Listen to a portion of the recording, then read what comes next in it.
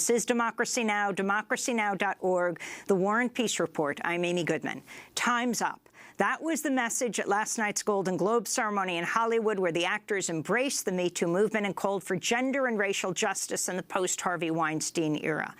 8 actresses brought social justice activists with them.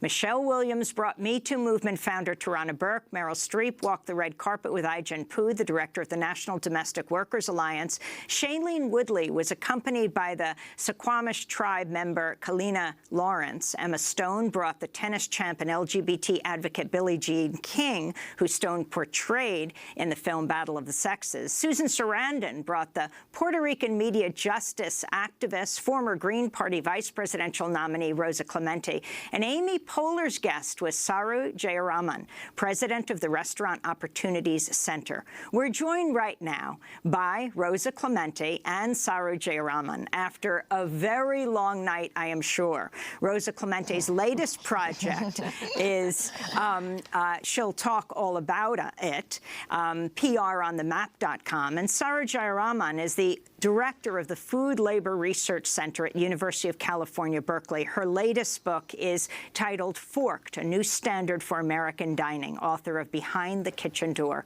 We welcome you both to Democracy Now!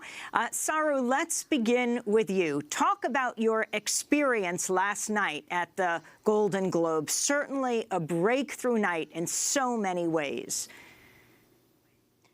It was incredible. It was electric, and it was especially moving for me to be with Amy Poehler because she actually worked in the restaurant industry, in which I organized for many years. She experienced a lot of the things that the women in our industry experience, and was able to really let the media know that there are very clear policy solutions to getting rid of harassment in our industry, which really impacts, our industry actually really impacts even the women in Hollywood, because 1 in 2 Americans, like Amy and many celebrities, worked in our industry in their youth.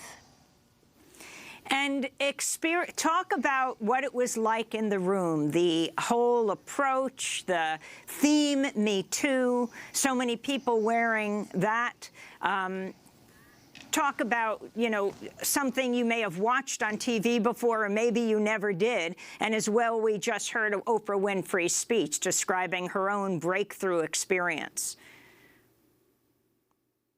I saw so many people moved, and it wasn't just in the room, outside of the room. I can't tell you the number of people in Hollywood and outside of Hollywood who said that this was the most important moment of their careers, that so many people in Hollywood told me that the Golden Globes never meant as much or anything at all until last night. And I think for women outside of Hollywood, women in the restaurant industry, domestic workers, farm workers, women in Puerto Rico, women all over, last night was also incredible because it was women standing together across so many different sectors and places and, you know, situations to say enough is enough and our power is collective and we're going to, as Oprah said, see another horizon. I mean, in our case, last night actually wasn't just about Hollywood. It wasn't just about women wearing black. It wasn't just a show of solidarity. In fact, in our case, last night, because of last night and everything last night represents, we're seeing real policy change in our industry. We've been fighting for many years for one fair wage, which is the elimination of the lower wage for tipped workers, which really is the source of harassment in our industry, because you've got a mostly female workforce living on tips, having to tolerate all kinds of inappropriate customer behavior, and you can cut that in half. Our research shows you can cut that in half by getting rid of that lower wage for tipped workers, because women actually then get a wage and don't tolerate, you know, harassment for tips. And actually, as a result of the movement and the moment and last night, Governor Cuomo in New York has suggested that he will move forward to eliminate lower wages for tipped workers in New York. Now, we have to make that happen, but wow, what an extraordinary thing that women coming together, it's not just about wearing black, it's not just about an awards show, but it could actually result in policy change for millions of the lowest wage women in the United States, and that is historic. That's historic. Rosa Clemente, talk about how you got involved with the Time's Up movement, what your experience was last night, going to the Golden Globes with Susan Sarandon? Well, first, we have to say that if it wasn't for Monica Jimenez from the Farm Workers Alliance and the Farm Workers Alliance writing a letter to Hollywood women, letting Hollywood women know you're just not actresses, you're also workers, and there's this entertainment industry where you're exploited as well and you're subject to sexual violence, none of us would have been there. Because Monica and them wrote that letter and then reached out to Tarana Burke of Me Too, and then Tarana Burke reached out to the rest of us, and that's how we got there. I think it's critically important also to uplift actresses of color that were not nominated, because you don't get into the Golden Globes unless you're nominated, like America Ferrera and Tracy Ellis Ross and Ava DuVernay, and so many women of color who are actresses who also suffer from violence and racial injustice in that industry, who wanted to also make sure we were there. You know, so of course, because Susan Sarandon has been one of the most left radical actresses, advocates in that peer group, me and Susan know each other, especially through our mutual work and political leanings in the Green Party. You know, so obviously as a Puerto Rican, you know, it was an interesting moment because I knew most of my people in Puerto Rico could not see me because they don't have power. And it was also a good moment because in a lot of senses of the world, in a lot of senses of the word, Rosa. Very overpowering in this sense, that every person in that room that we know have access and power to something and resources that can help us take these movements to another level were very serious. And there were many women who people would assume, because of their visibility and their perceived power, that have never been affected by violence. And the amount of hugs and gratitude and thanks yous that we got shows that we have a shared empowerment at this moment, and it was fantastic. Can you talk about what some have described as this elite group, obviously, Hollywood? Even if the pay grade, for example, is different between men and women, still women make much more, obviously, than the women you represent, Saru, in the restaurant industry, than the people who are in crisis right now, Rosa, where you just were in Puerto Rico. But how Hollywood can set a tone, can change the climate, can really shape mores in America. Rosa, the importance of Hollywood.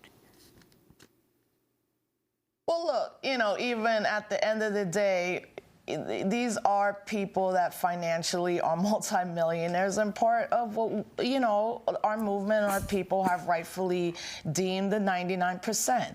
I think this is going to take a lot of conversations about how we talk about capitalism and what that means when everything in this society is monetized.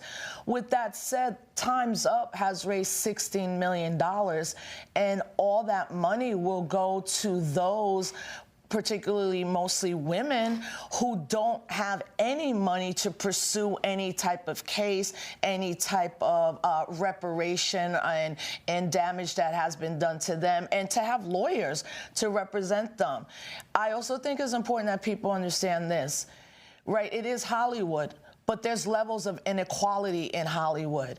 And I really think people need to know these names of actresses that have spoken out about Harvey Weinstein for over 20 years and were some of the most targeted, that I know from conversations have felt marginalized from this group, like a Rose McGowan, and Annabella Sciorra, Amita Sorvino, or Rosanna Arquette.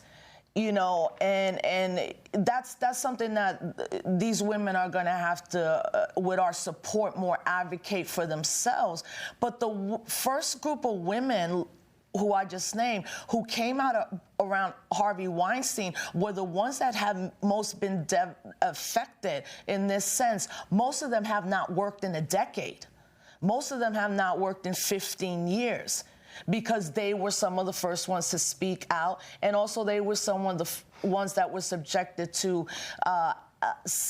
rape, not only once but twice. Salma Hayek was there, and it was powerful to see her, and it was powerful to talk to her in the sense that even with all the power and money that she has, it was only through the Me Too movement and through the work of social and racial justice activists like all of us that she felt it was her time to speak up. So there's a lot of nuances to it, and at the end of the day, Time's Up is also going to have to support all of our organizations. They're going to have to support all of our work, but primarily right now, they have to step up hard and set aside a fund that would allow the women to not only have like a reparations, some type of settlement where they can live if they're never going to work in the industry again, but also that these women can have access to mental health services to get them through the crisis that they're in right now. Yeah, I was really pleasantly amazed, actually, how genuine the women in that room that are part of Time's Up actually recognize their privilege, recognize their station in life and their situation and how different it is from other people, and continuously kept saying, you know, if I have felt very disempowered, you know, afraid to speak up, imagine how restaurant workers and domestic workers and farm workers and so many other women around the world feel. How could they possibly speak up? And yet, like you said, I mean, the leverage that this group has, they recognize their privilege, which is why they were so willing to extend it to us in an incredible moment to actually leverage that situation and privilege for power for all of us. It's so funny, I mentioned that because of this moment, Governor Cuomo is talking about eliminating the lower wage for tipped workers, for 400,000 tipped workers in New York. And that's obviously a long time in coming. We've been working on these issues for many years, but Amy Poehler said it well. She said, we're so happy to help unscrew a lid that you've been unscrewing for decades. We're so happy to stand there with you while we take it off together. That is what this moment represents. It is, yes, it is women with power, but women with power extending their privilege and their platform to other women who also have, as Monica Ramirez has said from the farm workers, we have power too. Farm workers have power, restaurant workers have power. It's our collective power. It's the power of women who've been working on these issues for decades and decades, now standing together with women who have a platform to announce, time's up. And we can actually we cannot just dethrone individuals. We cannot just come out and name our truths. We can actually create policy and structural change on these issues. We're going to break and then come back to this discussion with Saru Jayaraman, who's president and co-founder of the Restaurant Opportunity Centers United, or ROC United, representing restaurant workers. Rosa Clemente is a well-known Puerto Rican activist, independent journalist, walked the Golden Globes red carpet Sunday night with actress Susan Sarandon. We'll find out more about their work in a moment. This is Democracy Now!, democracynow.org, the War and Peace Report. Yes, we are talking about the Golden Globes, and I want to turn to Susan Sarandon and Gina Davis, who starred together years ago in Thelma and Louise. They introduced Best Motion Picture Drama at Sunday's Golden Globes. We fixed everything. Yeah, I don't think we fixed quite everything, actually. It's been 25 years. But tonight we've got all of these women standing up for each other, and the men, too. And the men, yeah, these 5 nominees have agreed to give half of their salary back so the women can make more than them. Now, I don't think that actually happened yet, but that's a great idea. So we're still honored to present the award for Best Actor in a Motion Picture Drama. So that was Gina Davis and Susan Sarandon, and we're joined right now by Rosa Clemente, who accompanied Susan Sarandon to the Golden Globes, and Saru Jayaraman, who joined Amy Poehler. Rosa Clemente's latest project is PROnTheMap.com. Saru Jayaraman is the director of the Food Labor Research Center at University of California, Berkeley. Her latest book, Forked, A New Standard for American Dining, author of Behind the Kitchen Door as well. So let's talk about what kind of progress has been made and what you are demanding now. We saw Tarana Burke, another of the activists who was invited to the Golden Globe. She also dropped the ball, actually quite the opposite, but literally dropped that ball New Year's Eve in New York as the woman who so many years ago coined that term, Me Too, before it became a hashtag, as a sexual assault survivor dealing with girls and women, understanding that when people were able to speak out, say their own names, address their experience, that it could help heal them and change the world. Saru Jayaraman, talk about women in the restaurant industry. You mentioned Governor Cuomo introducing an initiative, but what has happened and what do you see has to happen now? Yeah. Well, right now, the restaurant industry is the second largest and absolute fastest growing sector of the U.S. economy. It's almost 13 million workers, 1 in 11 Americans, 1 in 11 women works in this industry, and yet it's the lowest paid industry in the United States. And that's largely due to the money, power, and influence of a trade lobby called the National Restaurant Association, which I want to name, as we're naming names, the other NRA, as we call it, because with all the talk of sexual harassment and Me Too, there's been very little focus on the corporate actors that really are behind setting the standards on these issues. The National Restaurant Association has lobbied successfully since slavery times to keep the wages for tipped workers abysmally low. The current wage for tipped workers is $2.13 an hour. 70% of workers who work on that ridiculously low wage are women. They're mostly women working at IHOP and Applebee's and Olive Garden and the Red Lobster, earning those ridiculous wages and seeing them go entirely to taxes, living on tips, having to tolerate the most inappropriate customer behavior in order to feed their families in tips, and being told by managers, dress more sexy, show more cleavage, wear tighter clothing in order to make more money in tips. And in fact, right around the time we released this research on this issue of sexual harassment in 2014, a new industry segment was recognized called the Breastaurant, which is not just Hooters and a company called Twin Peaks.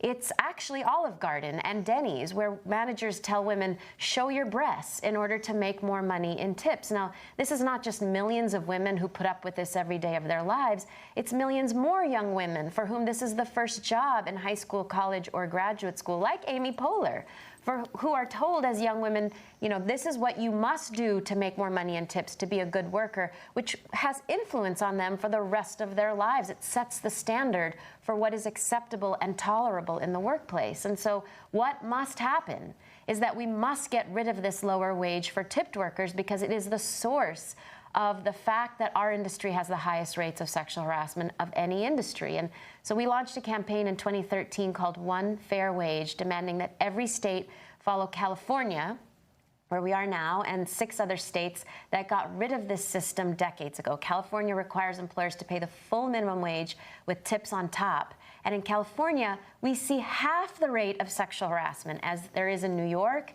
and the 43 states with lower wages for tipped workers. And so what we need is not just naming chefs and restaurateurs who've been bad on the issue. And honestly, that's just the tip of the iceberg. What we need is policy change, one fair wage, to get rid of the lower wage for tipped workers. So Cuomo did announce that he would review the issue, that he would start the process to look at getting rid of the lower wage for tipped workers.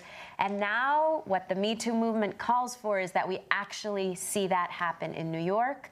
This issue is on the ballot right now in Washington, D.C. We need the city council to support the will of the people in Washington, D.C. And in Michigan, it's going to be on the ballot for November 2018. And many more states are following. You know, this is a moment in which Hollywood is helping waitresses and, as we said, domestic workers and farm workers see true policy change through organizing, through collective power, to actually see what we need. I just want to add one more thing. You know, Trump is trying to move backwards on this issue. He announced a new rule last month, it's open for public comment right now, to make tips the property of owners rather than workers. That would double the rate of sexual harassment, because it would make workers who are already vulnerable to customer harassment have to turn around and have a manager say, "What will you do for me in order to get your tips?" Because managers will have the right to keep the tips. As Trump is moving backwards, states have the power to move forward, and that is the kind of policy change. Cuomo actually enacting one fair wage, Michigan and D.C. passing one fair wage, many states following, and getting rid of that lower wage for tipped workers. That's what we need. That's what the Me Too moment could bring us. That's what Hollywood standing with waitresses could actually affect. Change for millions of low-wage workers in America. Now, this whole movement that has been organized by actresses and directors and writers, Time's Up. The Time's Up Legal Defense Fund has apparently raised something like $14 million that would go to subsidize legal support for individuals who've experienced sexual harassment or related retaliation in the workplace. The fund is housed and administered by the National Women's Law Center. It's an umbrella network. One of the groups within it is the Commission on Sexual Harassment and Advancing Equality in Workplace, led by Anita Hill, who is tasked with creating a blueprint for ending sexual harassment in show business.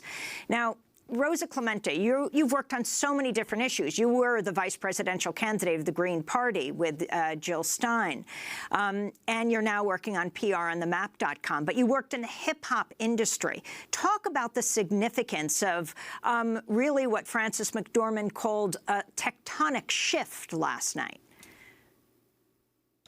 Yeah, I ran with Cynthia McKinney, was my presidential running mate. And, well, look, I think also we have to be very careful when we talk about sexual violence and all its forms. Not every woman is in the workplace first and foremost, like my daughter who's 13 years old, right? Because sexual violence is not just in a 9-to-5 or on a shift. It's when you're walking home. It's growing up in New York City, it's, hey, shorty, holler, look at me, smile, why are you unhappy today? I mean, the amount of street harassment alone that we have to go through before we get to work to be doubly harassed.